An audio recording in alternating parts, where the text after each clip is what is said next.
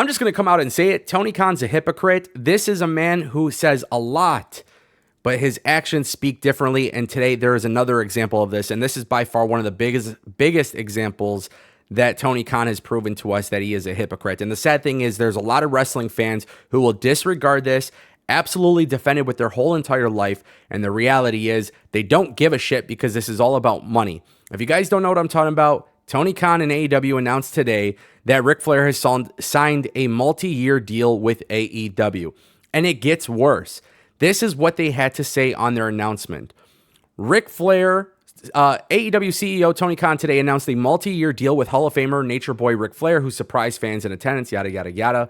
Khan also announced that Ric Flair's Woo Energy will become the exclusive energy drink of AEW.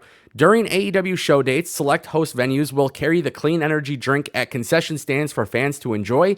In addition, the beverage will be stocked in the wrestlers' locker rooms and will also be seen on the announcer's desk during live broadcasts. And then it also tells you how you can go buy this, blah, blah, blah, blah, blah. You know, a lot of this would be interesting and it would be really cool if it wasn't Ric Flair. The reality is AEW lost their vision. Tony Khan will try to talk to you about, you know, all of these things that Vince McMahon did. And every time he feels threatened by WWE and every time he's having an emotional breakdown on Twitter, he shoots his shot at Vince McMahon for his allegations. Yet here he is literally bringing in Ric Flair and rewarding him as the exclusive energy drink sponsor for his company. It's a bit hypocritical. You know, the thing is, when Tony Khan promised everybody a whole bunch of stuff about their promotion and what they were going to do, I knew a lot of those promises were empty promises, and I called them out immediately. But AEW still had a relatively good product, and I was willing to get over that. I knew this is a billionaire, but the reality is, the billionaire, again, shows us that, you know, they try to take these like moral high grounds and then they kind of throw it in your face when it comes down to business and money and everything like that. And this entire time people buy into it and they're so willing to defend it. And then something like this happens. And then, I mean, realistically, the internet wrestling community reaction to this is 50-50. You know, a lot of people don't really give a shit about Ric Flair being on AEW TV, but a lot of people have realized, they finally realized that when it comes down to money, money is always over morals for these people in this industry and multiple industries out there. And it's actually sad and it's pathetic. And the worst part about it too is that AEW really had a chance to be the alternative to WWE. And there's a reason why fans are turning on the product. There is a reason why fans are disgusted with the product. There's a reason why fans are not bought into the product anymore. And it doesn't mean it can't change. It doesn't mean that AEW can't improve. It's not about that. We know AEW has the money. They can do it. They have the potential. Right now, this is the type of stuff that drives people crazy. And the reality is, Ric Flair has no business being in AEW. He really doesn't have any business in being in AEW. You know, you reward him literally 2 days after you tweet about Vince McMahon. You reward Sting with this iconic gift of Ric Flair, which again was just another little clickbaity type of way to get people to watch your product. And people literally looked at it and was like, what the F is this shit? Okay. And the thing is, these types of things are pushing people away from the product. Like, I don't know what happened to AEW, but it seems like they really lost who their target audience is.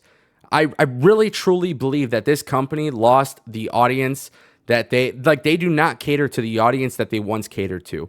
And the problem is, when you make that drastic of a change, you're actually hurting your potential new people, like new viewers, because you're doing this type of stuff.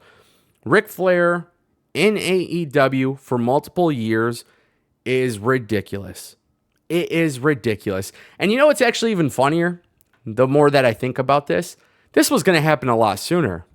But Tony Khan shied away from it because of the fact that AEW did not want to be associated whatsoever with all of the headlines that were making waves on the internet around the time period of the plane ride episode. You know, the Ric Flair from Vice, you know, when they did the Dark Side of the Ring. They didn't want to be attached to that. They didn't want to be anywhere near that. People forgot that Ric Flair was supposed to join AEW at that time. And AEW decided we can't do it because we don't want the PR. And now all of a sudden, it's okay to do it because business. It's ridiculous, man. It's ridiculous. I don't know which AEW fan genuinely wants Ric Flair on their TV screen. I mean, I don't know which AEW fan really wants Paul White or Mark Henry or, some of these guys that are a little bit older, veterans and stuff. But at the very least, there is a benefit from Big Show or Mark Henry or Edge and Christian Cage, Sting being on the TV product. I have zero issue with that. But now we're starting to see firsthand that this is not the company that it was. It's not the company. And Tony Khan is not the promoter that I thought he was. I thought I had a lot of respect for Tony Khan and everything that he's kind of done with AEW, despite the growing pains and the struggling and everything like that. I definitely had a little bit of respect for him because it's ballsy to be a challenging brand, let alone be successful. But this company has been losing their vision since late 2021. And every time they show signs of good things, I look at this company and I just think, what are you doing? Why are you doing this? And look, I really love this second channel because I'd like to be able to talk, no scripts, just talk and just talk about how I feel. But I really feel for this company. I really feel there are some really good, talented people in AEW. And they're seeing the same stuff we're seeing, man.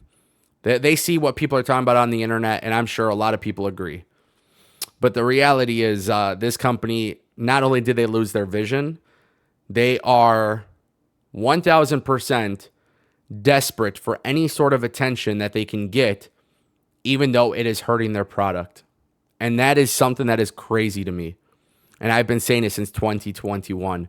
Focus on your product. Don't focus on the competition. Don't focus on anything else other than putting the best possible product out. Because when you do that, you will gain fans. And guys, my opinion is backed up by statistics. If you think that AEW is great, that is amazing. Wrestling is subjective. I think there are some really good things on the product and there's some really bad things on the product. But the general consensus is that AEW is on a downward spiral, and the proof is in the numbers. The proof is in the attendance. The proof is in the fact that AEW and Warner Brothers Discovery has not reached a new agreement for a TV deal. Is that why they brought in Ric Flair? Is that why they have Ric Flair and Sting and all these people? It could be a really good reason for it. But at the end of the day, Tony Khan was the one putting out those tweets. And he put out those tweets, and now people are starting to see what we've known all about these billionaires.